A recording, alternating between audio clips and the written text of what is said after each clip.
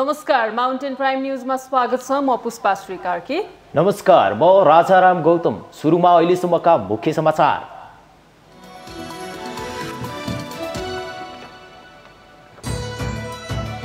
यस वर्षको बजेटमा वैदेशिक ऋण बढाउने सरकारको निर्णयमा आम चासो। राजस्वको स्रोतको रूपमा वैदेशिक ऋण लिने विषय विश्वव्यापी अभ्यास रहेको भनाई। काठमाडौँ उपत्यकामा जेठ 31 गतेसम्म निषेधाज्ञा थप्ने जिल्ला प्रशासनको निर्णय। किराना र डिपार्टमेन्टल स्टोर बिहान 9 बजेसम्म खोल्न दिइने। निर्वाचन आयोगद्वारा जसपाका दुवै अध्यक्ष महन्त ठाकुर र उपेन्द्र यादवलाई पत्राचार। एक अर्कालाई निष्कासन सम्बन्धी पत्र प्रक्रिया पुर्याएर बुझाउन निर्देशन। ढुङ्गा र बालुवा निकासी गर्ने बजेट वक्तव्यको चौतर्फी विरोधप्रति अर्थ मन्त्रालयको ध्यानाकर्षण। चुरे क्षेत्रमा निर्माण सामग्रीको दोहन हुन नदिने मन्त्रालयको स्पष्ट उक्ति। लुम्बिनी प्रदेश सभामा मुख्यमन्त्री शङ्कर पोखरेलको राजीनामा माग। अल्पमतमा रहेकाले मुख्यमन्त्रीले मार्ग प्रशस्त गर्नुपर्ने विपक्षीको जिकिर। चीनमा पहिलो पटक मानिसमा बर्ड फ्लूको H10.3 भेरिएन्ट देखियो। जियाङ्सु प्रान्तका 41 वर्षका व्यक्ति बर्ड फ्लूको दुर्लभ स्ट्रेनको संक्रमण पुष्टि हुने विश्वकै पहिलो व्यक्ति। र विश्वकप र एसिया कप फुटबलको छनौट अन्तर्गत नेपालले आज चाइनिज ताइपे विरुद्ध खेल्ने। जित निकाल्दै एसिया कपमा छनौट हुने सम्भावना जीवित राख्ने नेपालको लक्ष्य।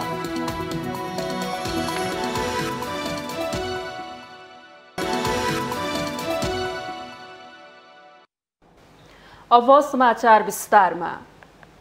सरकारले यस वर्षको बजेट आन्तरिक राजस्वलाई दबाव नदिई वैदेशिक ऋणमा केही बढाएको विषय यति बेला चर्चामा आएको छ। विशेष गरी सरकारले बजेटको आकार बढाएको परिप्रेक्ष्यमा केही ऋण बढाएको हो। सरकारले लिएको यो ऋणको सही सदुपयोग भएको खण्डमा आर्थिक विकासको युगमा पुर्याउन अन्य देशहरूको अनुभवबाट सिक्ने देखिन्छ। आगामी आर्थिक वर्षको बजेटको चर्चासँगै वैदेशिक ऋण बढेको विषय पुनः बहसमा आएको छ। धेरैले जनतामाथि ऋणको भार बढ्दै गएको बारे टिप्पणी गरिरहेका छन्। वैदेशिक ऋणले आन्तरिक अर्थव्यवस्थाको धेरै पक्ष खलबलाइदिने डर विश्लेषकहरूको छ। हाम्रो जस्तो कमजोर अर्थतन्त्र भएको देशमा वैदेशिक ऋणको विषय सिधै अर्थतन्त्र धरायसी बनाउने र देशलाई टाँट पल्टाउने विषयसँग जोडेर हेरिन्छ। तर सत्य कुरा के हो भने आवश्यकताको आधारमा विभिन्न राष्ट्रहरूले वैदेशिक ऋण लिने गर्छन्। देशको आन्तरिक ऋण वा स्रोतबाट परियोजनामा लगानी गर्न पुँजी नपुग्दा वैदेशिक ऋण लिने चलन विश्वव्यापी रूपमै छ। त्यसको सही प्रयोग गरेर आन्तरिक आय स्रोतको क्षमता बढाउन सक्ने राष्ट्रहरू वैदेशिक ऋण लिएर सफलताको छलाङ मार्न सफल भएका छन्। जुन देशले ऋण मात्रै थुपार्छ, आन्तरिक आय स्रोत बढाउन सक्दैन, ती राष्ट्रहरूको अर्थतन्त्र साँच्चीकै धराशायी बनेका कैयौं उदाहरण छन्। त्यसैले नेपालले पनि वैदेशिक ऋण लिनु आफैमा नराम्रो भने होइन। खास गरी 2052 सालमा मनमोहन अधिकारी प्रधानमन्त्री हुँदा तत्कालीन सरकारले लिएको बजेट जसको अहिलेसम्म प्रशंसा हुने गर्छ। त्यसैको एक अंश थियो सामाजिक सुरक्षा भत्ता लगायतका लोक कल्याणकारी विषयहरूमा गरिएका वितरणमुखी रकम। आगामी आर्थिक वर्षका लागि सामाजिक सुरक्षा भत्ताका लागि मात्रै सरकारले 1 खर्ब रुपैयाँ छुट्याएको छ। सबै प्रकारका सामाजिक सुरक्षा भत्तामा 33% वृद्धि गरेको छ। त्यसबाहेक राहत, सहुलियत र आर्थिक पुनरुत्थानका लागि बजेट प्राथमिकतामा राखिएको छ। 2052 साल यता राजनीतिक दलहरूको लोकप्रिय बन्ने विषय रह्यो वृद्ध भत्ता लगायत सबै प्रकारका सामाजिक सुरक्षा भत्ताहरू।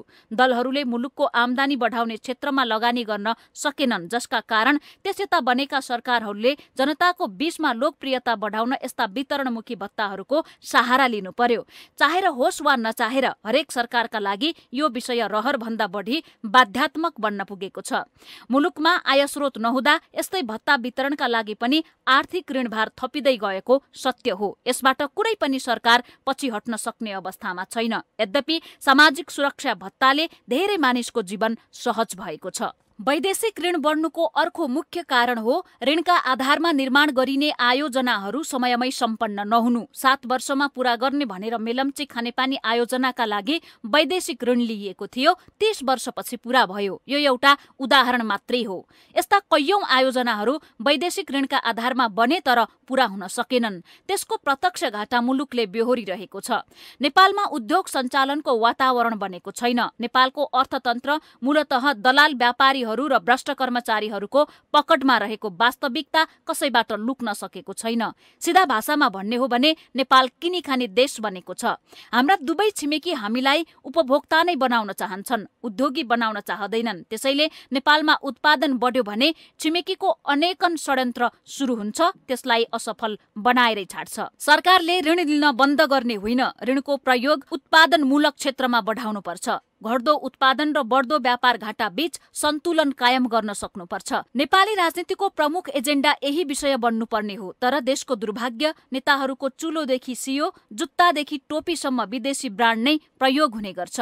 हाम्रा नेताहरू त्यसमै गर्व गरिरहेका छन्। अनि वर्षमा एक पटक सरकार बाहिर हुनेहरूले भन्छन् वैदेशिक ऋण बढ्यो भनेर। यस्तो आलोचना गर्ने नेताहरूले देशमा के कति उत्पादन बढाए कसैले जवाफ दिन सक्ने अवस्था छैन।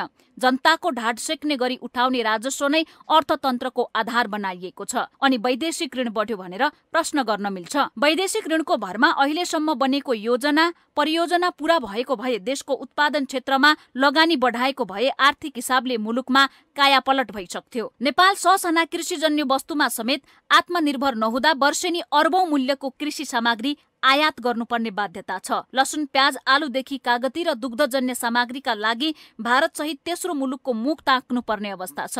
यता जनताको भान्सा महँगो बनेको छ। पछिल्लो 20 वर्षको अवधिमा नेपालमा जुन सरकार आए पनि कृषिका अत्यावश्यक वस्तुमा आत्मनिर्भर बन्ने योजना ल्याउन सकेन। आयात निर्यात व्यापारबारे भन्सार विभागले सार्वजनिक गर्ने तथ्याङ्क हेर्दा अवस्था निराशजनक देखिन्छ। सन् 1960 को दशकमा नेपाल धान चामल निर्यात गर्ने मुख्य मुलुकमा पर्दथ्यो। तर अहिले गुन्द्रुक, फापर र कोदोमा समेत परनिर्भर बनेको छ। कृषिजन्य वस्तु आयातका नाममा मात्रै वर्षेनी 2 खर्ब बढी रुपैयाँ विदेशिन्छ। स्वदेशमै उत्पादन भएको भए हाम्रै किसानले यो रकम आर्जन गर्न सक्थे। यसैले व्यापार घाटा पनि कम हुन्थ्यो र मुलुकको अर्थतन्त्र पनि बलियो हुन्थ्यो। स्वतः वैदेशिक ऋण कम हुँदै जान्थ्यो। आयात वृद्धि नहुँदा राज्यले पर्याप्त राजस्व प्राप्त गर्न सक्छ भन्ने लोभमा नेताहरू देखिन्छन्। तर यसले अर्थतन्त्रलाई मजबुत बनाउन सक्दैन। त्यसैले सस्तो लोकप्रियताका लागि वैदेशिक ऋण बढ्यो भनेर आक्रोश पोख्नु भन्दा ऋण बढ्नुका पछाडि के कति कारण छन्, ती कारण पनि जनताको बीचमा भन्न सक्नुपर्छ। यसतर्फ सम्बन्धित नेता र निकायको ध्यान जान आवश्यक छ। माउन्टेन टेलिभिजन SD राजनीतिक ब्युरो। काठमाडौँ उपत्यकामा आगामी जेठ 31 गतेसम्मका लागि निषेधाज्ञाको अवधि थप भएको छ।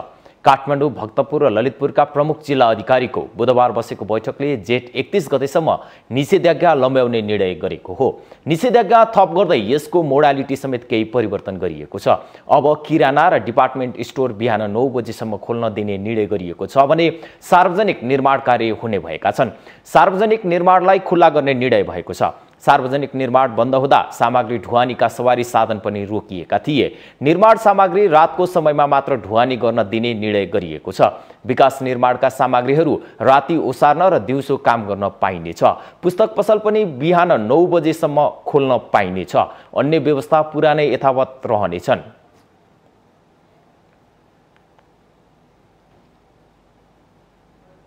गत वैशाख 16 गतेदेखि जारी गरेको निषेधाज्ञालाई चाहिँ निरन्तरता दिँदै यही जेठ मसान्तसम्म थप गर्ने निर्णय गरेका छौँ। काठमाडौँ, ललितपुर, भक्तपुर तीनैवटा जिल्लाका प्रमुख जिल्ला अधिकारीको संयुक्त बैठकले नै जुन 14 गतेदेखि 20 गतेसम्म जारी गरिएको निषेधाज्ञा थियो त्यसमा चाहिँ अब खाद्यान्न पसल, किराना पसल र डिपार्टमेन्टल स्टोरको ग्रोसरी कक्ष पनि बन्द गरिएको थियो। त्यसलाई चाहिँ हामीले अहिले सहजीकरण गरेर यो चाहिँ अब बिहान 9 बजेसम्म, हरेक दिन बिहान 9 बजेसम्म चाहिँ अब खाद्यान्न, दुध, दुग्धजन्य पदार्थ, फलफुल, तरकारी, माछा मासु बिक्री वितरण गर्न दिने भनेको छ बिहान 9 बजेसम्म। त्यसै गरी डिपार्टमेन्टल स्टोरको ग्रोसरी कक्षलाई पनि 9 बजेसम्म खोल्न दिने भनेर निर्णय भएको छ। वैशाख 16बाट जारी निषेधाज्ञालाई निरन्तरता दिँदै जेठ 14बाट सो आदेशलाई थप कडा पारिएको थियो।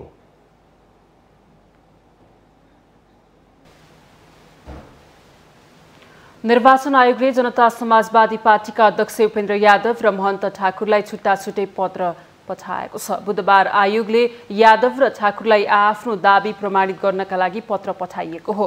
मंगलबार यादवले अध्यक्ष ठाकुर सहितका राजेन्द्र महतो, लक्ष्मणलाल कर्ण र सर्वेन्द्रनाथ शुक्ललाई पार्टीबाट कारबाही गर्नुभएको थियो। उक्त कारबाहीबारे यादवले निर्वाचन आयोगलाई जानकारी गराउँदै 4 जनालाई पार्टीबाट निष्कासन गरिएको अवधिक गर्न अनुरोध गर्नुभएको थियो। त्यस्तै अध्यक्ष ठाकुरले पनि यादवलाई पार्टीको साधारण सदस्य समेत नरहने गरी कारबाही गरिएको भन्दै अध्यावधि गर्नका लागि आयोगलाई पत्र पठाउनु भएको थियो। बुधबार आयोगले दुवै अध्यक्षलाई पत्र पठाएको हो।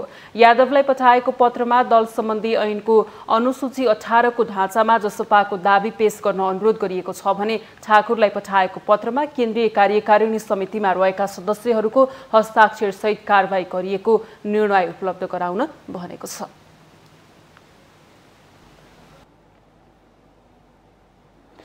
सत्तारूढ दल नेकपा एमाले पार्टी एकताका लागि अन्तिम समयसम्म प्रयास गर्ने निर्णय गरेसँगै यति बेला पार्टी पंक्तिमा उत्साह देखिएको छ।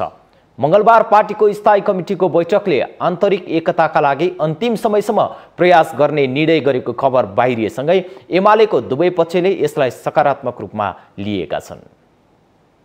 विवादको भुमरीमा फसेको सत्तारूढ दल नेकपा एमालेमा यति बेला समस्या समाधानको प्रयास सुरु भएको छ। विशेष गरी पार्टी विवाद उत्कर्षमा पुगेका बेला एमालेको संस्थापन पक्षले पार्टी एकता जोगाउनका लागि अन्तिम समयसम्म प्रयास गर्ने निर्णय गरेसँगै तत्कालको लागि पार्टी फुटबाट जोगिएको हो।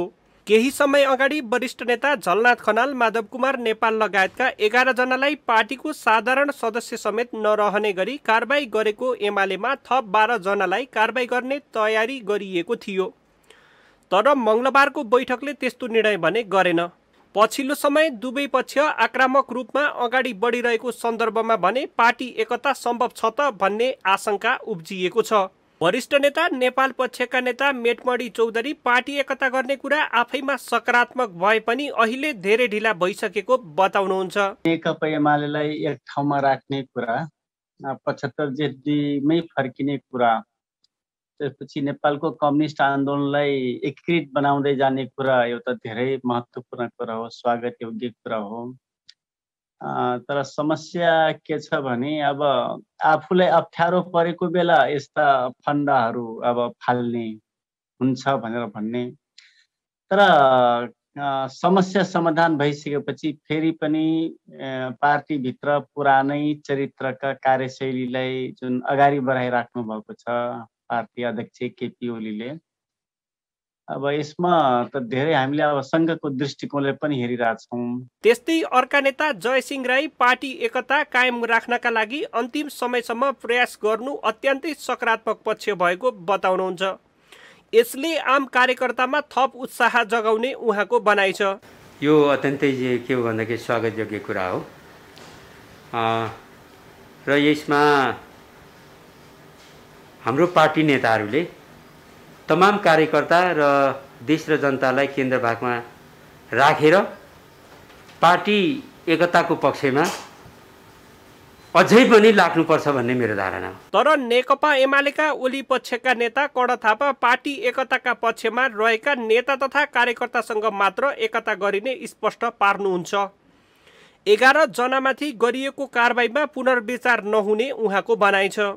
नेकपा एमालेमा हिजो काम गरेका केही नेता कार्यकर्ताहरू नेकपा एमालेमै निरन्तर रूपमा रहिरहने कि नरहने भन्ने मात्रै प्रश्न हो।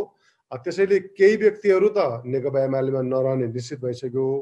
तर अहिले हिजो जो नेकपा एमाले हुँदा, नेकपा हुँदा र अहिलेको नेकपा एमाले पनि हुँदाखेरिको यी सबै समयावधिमा हिजो माधव नेपालको गुट समूहमा सक्रिय हुनुभएका केही कमरेडहरू माधव नेपालले पार्टीका विरुद्धमा जतिसुकै दुश्मनीपूर्ण व्यवहार गरे पनि हामी नेकपा एमालेमै बसेर काम गर्छौँ भन्ने खालको परिस्थिति भएको हुनाले उहाँहरूसँग अहिले छलफल र वार्ता भइरहेको। पछिल्लो समय पार्टीभित्र एक स्थानमा रहनै नसक्ने गरी एमालेमा भइरहेको गतिविधि र यसको असरले पार्टी फुटको दिशामा अघि बढिरहेको छ। यो बीचमा बेला बेलामा पार्टी एकता जोगाउने भन्दै छलफल र बैठक बस्ने गरेका छन्। तर ती छलफल सार्थक हुन भने सकेका छैनन्। यस्तोमा दलका नेताहरूले व्यक्तिगत स्वार्थलाई पाखा लगाएर पार्टी एकताका लागि दुवै पक्ष लचिलो बनेमा आम कार्यकर्ता पंक्तिमा सकारात्मक सन्देश जाने देखिन्छ। माउन्टेन टेलिभिजन एचडीका लागि सरोज बस्यालको रिपोर्ट। नेकपा एमालेको स्थायी कमिटीको बुधबारका लागि बोलाइएको बैठक स्थगित भएको छ। अपराह्न 4 बजे प्रधानमन्त्री निवास बालुवाटारमा स्थायी कमिटी बैठक बस्ने भने पनि बिहीबार अपराह्नसम्मका लागि बैठक स्थगित भएको हो। बैठकमा पार्टी एकताको लागि अहिलेसम्म भएका पहलबारे छलफल हुने तय गरिएको थियो। यसअघि मंगलबार बसेको बैठकले पार्टी एकताका लागि अन्तिमसम्म प्रयत्न गर्ने निर्णय गरेको थियो। त्यसैकारण माधव नेपाल पक्षका थप 12 सांसदहरूको कारबाही रोकिएको छ। केही दिन यता दुवैतर्फका दोस्रो तहका नेताहरू पार्टी एकता जोगाउन आन्तरिक रूपमा छलफल र परामर्शलाई निरन्तरता दिइरहेका छन्।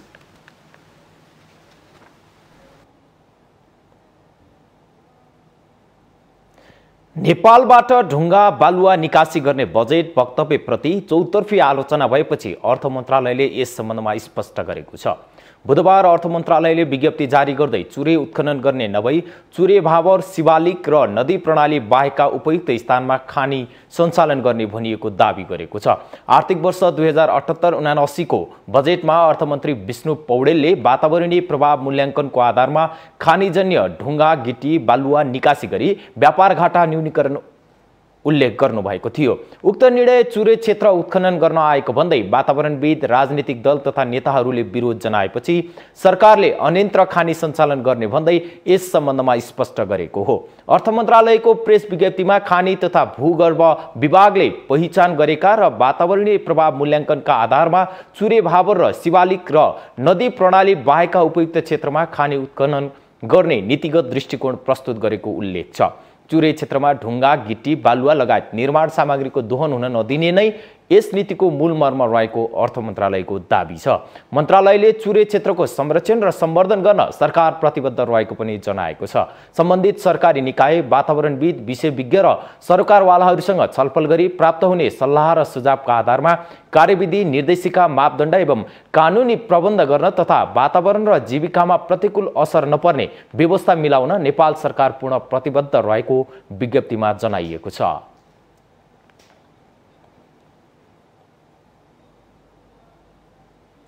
माउन्टेन प्राइम न्यूजमा पालो भएको छ विश्रामको।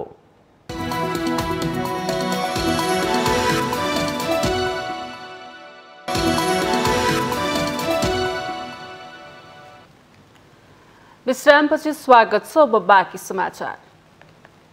लुम्बिनी प्रदेशका मुख्यमन्त्री शंकर पोखरेलको विपक्षी दलका सांसदहरूले राजीनामा माग गरेका छन्। बुधबार सुरु भएको लुम्बिनी प्रदेशको बजेट अधिवेशनको विशेष समयमा बोल्दै विपक्षी दलका सांसदहरूले मुख्यमन्त्रीको वैधानिकतामाथि प्रश्न उठाउँदै राजीनामा माग गरेका हुन्। लुम्बिनी प्रदेशका मुख्यमन्त्री शंकर पोखरेलको राजीनामा माग गरिएको छ। बुधबार बसेको प्रदेशको बजेट अधिवेशनको विशेष समयमा बोल्दै विपक्षी दलका सांसदहरूले वर्तमान सरकारको वैधानिकता माथि प्रश्न उठाउँदै राजीनामा माग गरेका हुन्। नेपाली कांग्रेसका प्रमुख सचेतक फखरुद्दीन खानले विशेष समयमा बोल्दै मुख्यमन्त्रीमा नैतिकता भए तत्काल राजीनामा दिएर मार्ग प्रशस्त गर्न चुनौती दिनुभयो। त्यस्तै लुम्बिनी प्रदेशका पूर्व सामाजिक विकास मन्त्री एवं माओवादी केन्द्रका सांसद सुदर्शन बरालले नैतिकताका आधारमा मुख्यमन्त्री पोखरेलले राजीनामा दिनुपर्नेमा जोड दिनुभयो। त्यस्तै गरी जनता समाजवादी पार्टीका सांसद सहसराम यादवले मुख्यमन्त्री पोखरेलको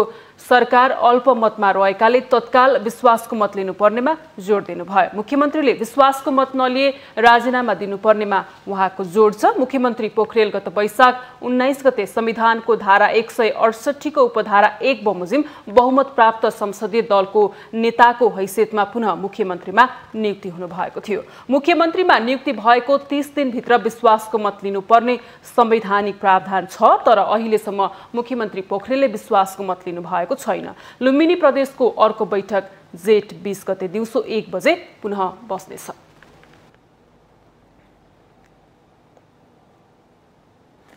कोरोनाको दोस्रो लहरका बीच मुलुकमा चुनाव घोषणा भएको छ। संक्रमितको संख्यामा केही कमी देखिए पनि मृत्युदर भने घट्न सकेको छैन। प्रतिनिधि सभा विघटन भएको 6 महिनाभित्र मध्यावधि निर्वाचन गर्नुपर्ने संवैधानिक बाध्यता छ, तर महामारीको यो विकराल अवस्थामा घोषित चुनाव निर्धारित समयमा गर्न भने चुनौती देखिन्छ। मुलुकमा चुनाव हुने नै भयो भने पनि त्यसको मुख्य बाधक नै यही महामारी हुन सक्ने जनस्वास्थ्यविदहरूले चेतावनी दिइसकेका छन्। साथै कार्तिक र मङ्सिरमा हुने भनिएको मध्यावधि निर्वाचनका सम्बन्धमा पनि राजनीतिक दलहरू एकमत देखिँदैनन्। विपक्षी दलहरूले प्रतिनिधि सभा विघटन विरुद्ध सर्वोच्च अदालतमा दिएको रिटमाथि सुनवाई पनि सुरु भइसकेको छ। कोरोना संक्रमण रोकथामका लागि सबैजसो जिल्लामा जारी निषेधाज्ञाका कारण अत्यावश्यक बाहेक हिँडडुलमा समेत रोक लागेको छ। नेपाली कांग्रेसका नेता प्रकाश शरण महत मङ्सिरमा चुनाव सम्भव नरहेको दाबी गर्नुहुन्छ। अब चुनावको त अहिले चाहिँ के छ भने जुन एउटा अहिले संक्रमणको अवस्था छ, जस किसिमबाट चाहिँ यो घर घरमा नागरिकहरू कन्फाइन्ड छन्, यो परिस्थितिमा चुनावको कुरा गर्नु त कुनै अर्थै लाग्दैन। तर अहिले हामीले चाहिँ यो चुनाव हुनुपर्छ पर्दैन भन्ने बहसमा यो पर्नुपर्ने नै आवश्यकता छैन।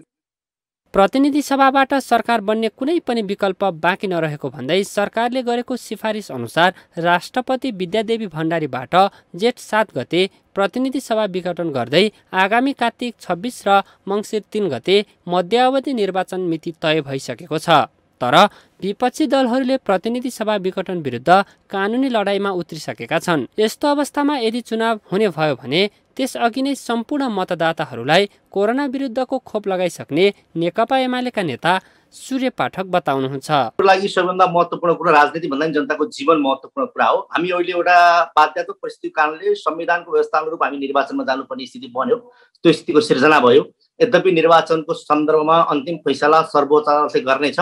फेरि पनि हाम्रो सम्पूर्ण दायित्व कर्तव्य भनेको एउटा राजनीतिक कर्मीको हिसाबले, एउटा दलको हिसाबले, सरकारको हिसाबले नागरिकको जीवन रक्षा पहिलो प्राथमिकता हो।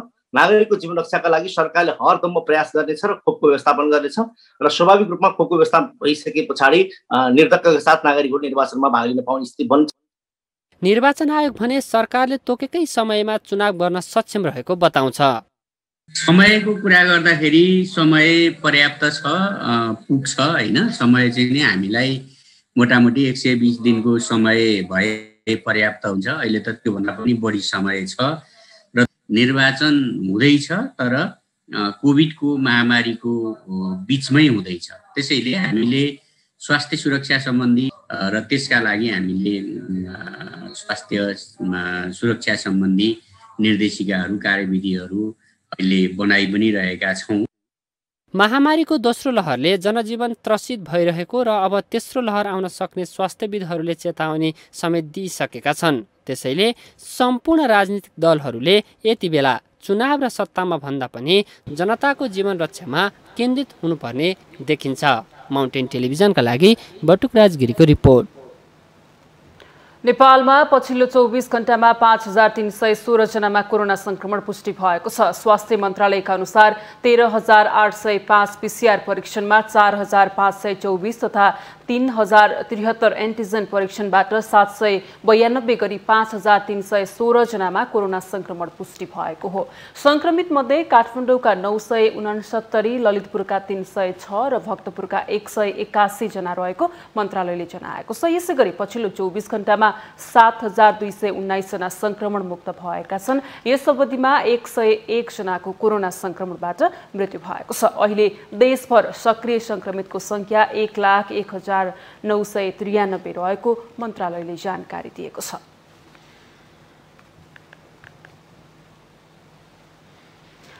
माउन्टेन प्राइम न्यूजमा पालो भएको छ विश्रामको।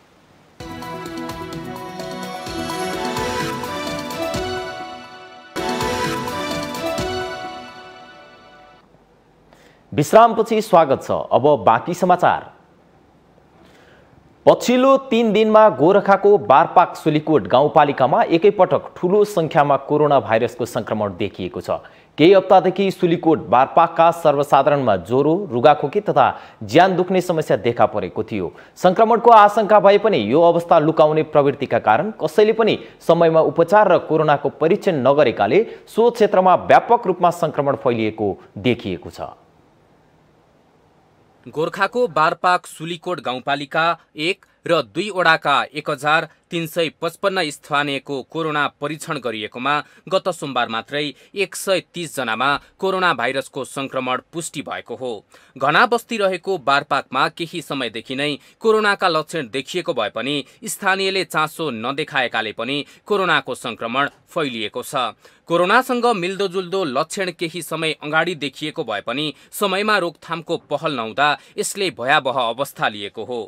बारपाक स्थित सुलीकोटमा 1 हप्तामा 10 जनाको मृत्यु र रुगाखोकीले सयौं बिरामी परेपछि कोरोना फैलिएको आशंकामा परीक्षण गर्दा यति ठूलो संख्यामा कोरोना फैलिएको पाइएको जनस्वास्थ्य निरीक्षक नानी बाबु दानीले जानकारी दिनुभयो। अधिकांश बिरामीहरू चाहिँ 1 हप्ता 10 दिन जति चाहिँ मलाई यस्तो समस्या थियो, टाउको दुख्थ्यो, ज्यान दुखेको थियो, खान मन लाग्थेन, स्वाद केही पनि आएको थिएन, अहिले म उठेर यतिको भएको छु भन्ने अधिकांश बिरामीहरूको त्यस्तो भर्सन सुन्दा चाहिँ यो केस 1 हप्ता अथवा 10 दिन पहिला चाहिँ अलिकति झनै महामारीको रूपमा थियो भनेर हामीले चाहिँ आकलन गरियो र त्यहाँको वस्तुस्थिति बुझ्दा चाहिँ हरेक बिरामीहरू एउटा चाहिँ इयरली ट्रिटमेन्टको लागि स्वास्थ्य संस्थामा नजाने र बढी चाहिँ ट्रेडिसनल हिलर प्र्याक्टिस अथवा धामी झाँक्रीको चाहिँ उपचारमा मात्रै बढी लाग्ने भएको कारणले पनि यो संक्रमण अझै बढेको।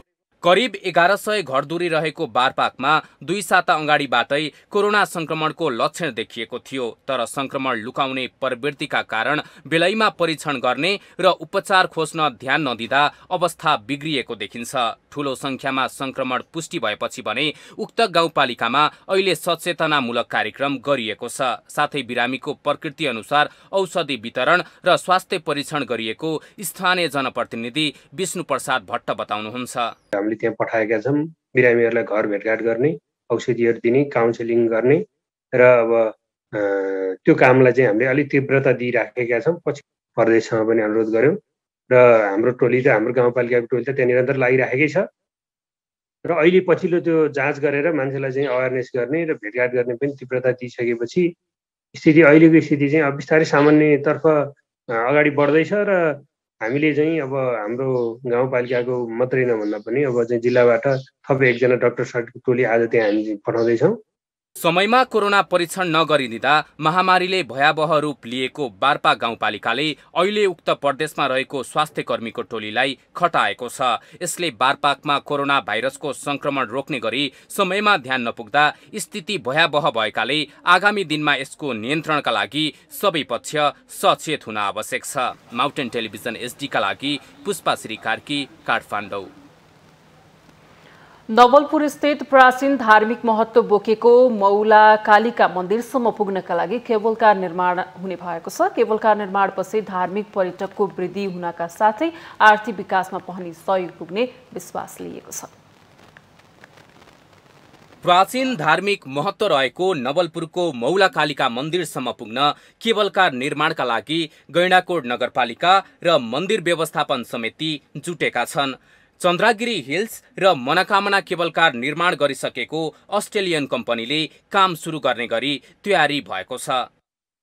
स्थानीय अहिलेसम्म हाम्रो मोडालिटी के छ भने अब हामीले चाहिँ प्रोजेक्ट अब एक गएर आफै मात्रै गर्ने भएन, अलि स्थानीयहरूलाई पनि समेटेर लानु पर्यो भनेर 51% चाहिँ अब हाम्रो कम्पनीको हाम्रो सेयर धनीहरू र बाँकी चाहिँ 50% चाहिँ स्थानीय तहहरूबाटै 49 चाहिँ हाम्रो स्थानीय तहहरूबाट नै गरेर चाहिँ यो प्रोजेक्ट सञ्चालन गर्ने भन्ने चाहिँ हाम्रो उद्देश्य हो। सो द्याट कि भोलिका दिनमा यो जुन स्थानीय मान्छेहरूलाई चाहिँ उनीहरूलाई पनि चाहिँ यो आफ्नो त महसुस हो यो प्रोजेक्टको बारेमा।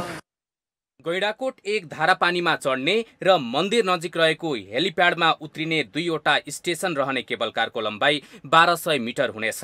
6वटा टावर रहने केबल कारमा प्रत्येकमा 8 जना अटाउने 12वटा डब्बा हुनेछन्। यसबाट दैनिक 6000 यात्रु आवत जावत गर्न सक्नेछन्। केबल कार निर्माणले नवलपुर जिल्लाकै विकासमा सहयोग पुग्नुका साथै पर्यटकको आगमन वृद्धि तथा रोजगारीका अवसर सिर्जना हुने स्थानीयको विश्वास छ। यहाँबाट गैंडाकोटवासीहरू यही केबल कार चढेर मन्दिर जाँदा आउँदाका कुराहरू होलान्, अन्य यस क्षेत्रका विकासका कुराहरू होलान्। यस कुरामा मौलाकाली केबल कार कम्पनीले विगतमा केही लिखित र केही मौखिक रूपमा जे सहमति सम्झौताहरू भएका छन् त्यो कुरालाई मनैदेखि मनन गरेर स्थानीय वासीहरूसँग सहकार्य गरेर काम गर्ने कुरामा चाहिँ पक्कै पनि पछाडि पर्ने छैन भन्ने 51% कम्पनी र 49% स्थानीयको लगानी रहने गरी कुल 2 अर्ब लागतमा केबल कार निर्माण हुनेछ। गैंडाकोट नगरपालिकाले केबल कार निर्माणलाई प्राथमिकतामा राखेर काम गरिरहेको छ। वास्तवमा यो गैंडाकोट नगरपालिकाको नगरवासीकै सन्दर्भमा साँच्चै भन्ने हो भने वर्षगाँठ सुस्ता पूर्व नवलपुर जिल्लाकै सन्दर्भमा एउटा गौरवको आयोजना हो र हामी यो आयोजनाको सुरुवात चाहिँ हामी भनिरहेका थियौँ। विगतदेखि नै गैंडाकोट नगरपालिका अन्तर्गत एउटा गौरवको आयोजना हामी दावाका साथ बोलेका थियौँ। समयको माग अनुसार केबल कारको व्यवस्था गर्न आएका सुझाव स्वीकार गरिएको मन्दिर व्यवस्थापन समितिले जनाएको छ। र यहाँसम्म आयो यो सबैलाई खुसीको कुरा हो र यो पर्यटनको लागि यो गैंडाकोटको वासीको लागि त यो गौरवको योजना हो। यो हाम्रो यो कोही साथीहरूले भन्छन् यो जङ्गल काटेर यहाँ त थोरै चाहिँ लामो दूरी थियो भनेर नौलकाली सामुदायिक के अरे मन्दिरलाई योभन्दा 15 वर्ष पहिलाको चाहिँ केबल कारको शर्त आएका थिए। हामीले छोटो दूरी छ अहिले नगर भनेर रोकेको र लास्टमा अब समयको परिस्थिति र समयको माग अनुसार सबैबाट चाहिँ केबल कार चाहिँ हाल्न दिए हुन्छ, केबल कार राख्नुपर्छ भन्ने मनसाय भएको हुनाले हामीले अब 34औं साधारण सभाबाट यो पास गरेको हो। केबल कार निर्माणले नवलपुर जिल्लाको पर्यटन क्षेत्रसँगै धार्मिक पर्यटन विस्तारमा सहयोग पुग्ने विश्वास गरिएको छ। माउन्टेन टेलिभिजन एसडी का लागि नवलपरासीबाट लालकुमार भट्टराईको रिपोर्ट। निषेधाज्ञाका बावजुद म्याग्दीको उत्तरी क्षेत्र हुँदै हिमाली जिल्ला मुस्ताङ जोड्ने बेनी जोमसुम सडक कालोपत्री सुरु भएको छ। स्वास्थ्य सुरक्षा मापदण्ड अपनाई मजदुर उपकरण व्यवस्थापन र निर्माण सामग्री जुटाएर सडक कालोपत्री सुरु भएको हो। बेनी जोमसोम कोरला सडक आयोजना अन्तर्गत पहिलो र तेस्रो प्याकेजमा कालोपत्री हुन थालेको छ। पहिलो प्याकेज अन्तर्गत म्याग्दीको रघुगङ्गा गाउँपालिका 3 राहुघाटदेखि बेग खोलासम्मको 6 किलोमिटर र मुस्ताङको थासाङ गाउँपालिकाको खन्तीदेखि कैकु खोलासम्मको 16.5 किलोमिटर सडक कालोपत्री सुरु भएको हो। हामीले सर्माइनेटेडको जेबी काम चाहिँ सब कम्प्लिटेडको रूपमा चाहिँ हामी ओमकारेश्वर कन्स्ट्रक्सन कम्पनी प्रणालीले लिएर 2076 साल फागुन 16 गतेबाट हामीले काम सुरु गरेका थियौँ। यो अघिल्लो सालै पिच हुने तयारी थियो, कोभिडको कारणले गर्दाखेरि विविध बाधाहरूले गर्दा सकिएन। यसपालि हामी मौसमले साथ दिएमा जेठभरिमा हाम्रो प्याकेज गलेश्वरदेखि देखोलासम्म चाहिँ हामी पुरा गर्ने लक्ष्य लिएर अगाडि बढिरहेका छौँ। महामारीको जोखिम र निषेधाज्ञाका बावजुद स्थानीय प्रशासन बेनी जोमसोम कोरला सडक आयोजना र स्थानीय पालिकासँग समन्वय गरेर मजदुर उपकरण र निर्माण सामग्री जुटाएर कालोपत्री गर्न लागि निर्माण व्यवसायले बताएका छन्। 2074 साउनदेखि 76 किलोमिटर दूरीको बेनी जोमसोम सडक 4 वटा प्याकेजमा स्तर उन्नति भइरहेको छ। करिब 6 अर्ब लागतको यस आयोजनाको 110 किलोमिटर जोमसोम कोरला खण्डको 88 र बेनी जोमसोम खण्डको 65% भौतिक प्रगति छ। 7 प्याकेजको जोमसोम कोरला खण्डको 4 वटा प्याकेजको काम निर्माण सकिएको छ। बेनीदेखि जोमसोममा टोटल 4 वटा प्याकेज छन्, जसमा चाहिँ पहिलो र तेस्रो प्याकेज, दुईटा प्याकेजमा चाहिँ अब कालोपत्रीको काम सुरु। तेस्रो प्याकेजमा चाहिँ एसफल्टको लागि ट्राइन भइरहेको छ। यो पहिलोको लागि चाहिँ डिबिएसटीको लागि ट्राइन सक्छ। यसको विथ चाहिँ 7 मिटर, क्यारिज 7 मिटर भयो र टर्निङको केसमा चाहिँ अब 8 साढे 8 यो गेटको मसान्तभित्रसम्म चाहिँ 6 किलोमिटर लगभग बलेश्वरदेखि बेखोलासम्म ल्याउने प्रयास।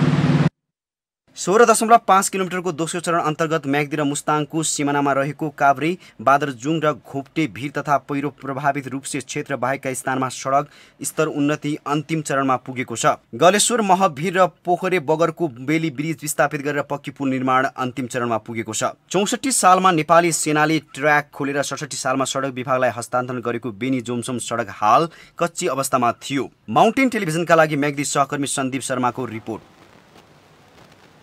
भौतिक पूर्वाधार तथा यातायात मन्त्री वसन्त कुमार नेम्बाङले आगामी आर्थिक वर्ष 2078-79 को बजेट कार्यान्वयनका लागि मन्त्रालयले कार्ययोजना बनाउने काम सुरु गरेको बताउनु भएको छ। बुधबार मन्त्रालयमा पत्रकार सम्मेलन गर्दै मन्त्री नेम्बाङले आगामी आर्थिक वर्षको बजेटमा भौतिक पूर्वाधार निर्माणको क्षेत्रमा विशेष प्राथमिकता दिएको उल्लेख गर्दै बजेटमा परेका योजनाहरू समयमै सम्पन्न गर्नका लागि आवश्यक प्रक्रिया अहिलेदेखि नै सुरु भइसकेको बताउनु भयो।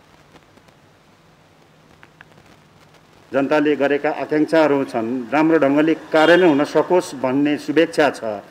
त्यसलाई मध्यनजर गरिकन अर्थ मन्त्रालय र हामी यो मन्त्रालयभित्र जेठ 15 गतेदेखि आजसम्म आइपुग्दाखेरि हामीहरू बैठक बसेर छलफल गरेर यसलाई आउने आर्थिक वर्षको 1 गतेदेखि नै साउन 1 गतेदेखि नै कार्यान्वयन गर्ने यो बाँकी अवधिमा हामीले कार्ययोजनाहरू समेत बनाइसकेका छौँ।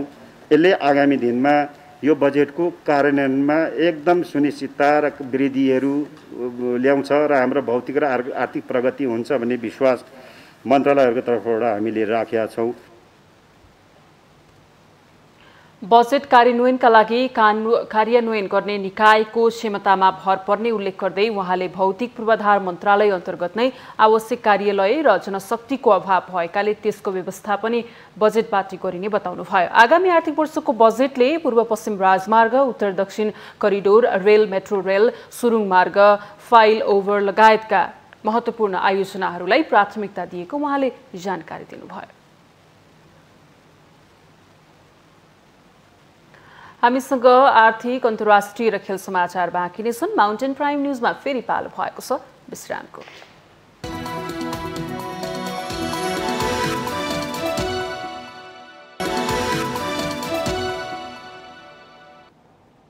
विश्रामपछि पुनः स्वागत छ। अब पालो आर्थिक समाचारको। सोमबार र मंगलबार लगातार घटेको शेयर बजारमा बुधबार भने उत्साह देखिएको छ। बुधबार नेप्से परिसूचक 55.76 अङ्कले बढेर 2827.12 अङ्कमा पुगेको छ। क वर्गको कारोबार मापन गर्ने सेन्सिटिभ इन्डेक्स पनि 7.83 अङ्कले बढेको छ।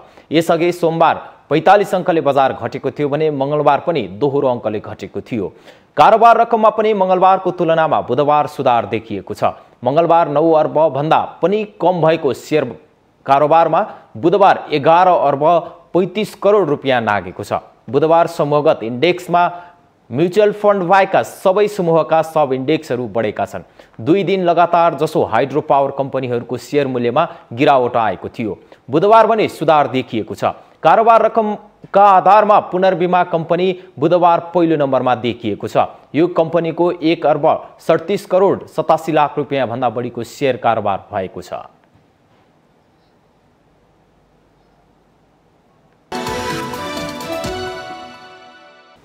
यो सँगै हामी माउन्टेन प्राइम न्युजको अन्त्यमा छौं। जाँदा जाँदै मुख्य समाचार पुनः एकपटक।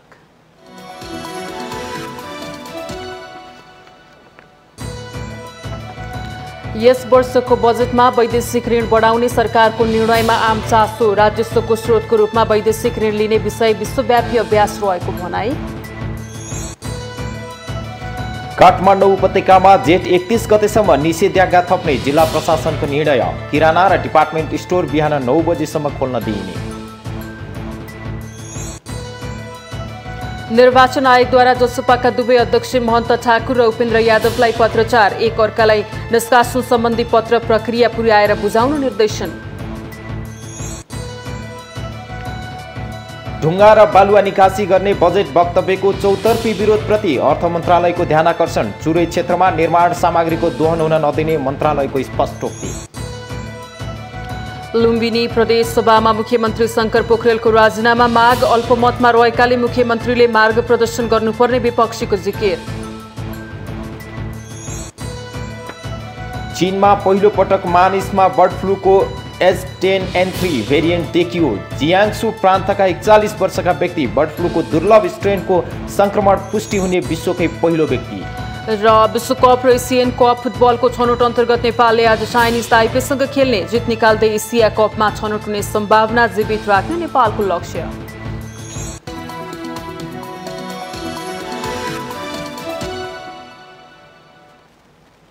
माउन्टेन प्राइम न्युज अहिलेलाई सकियो। सत्य, तथ्य र निष्पक्ष समाचारका लागि हेर्दै रहनुहोला माउन्टेन टेलिभिजन HD।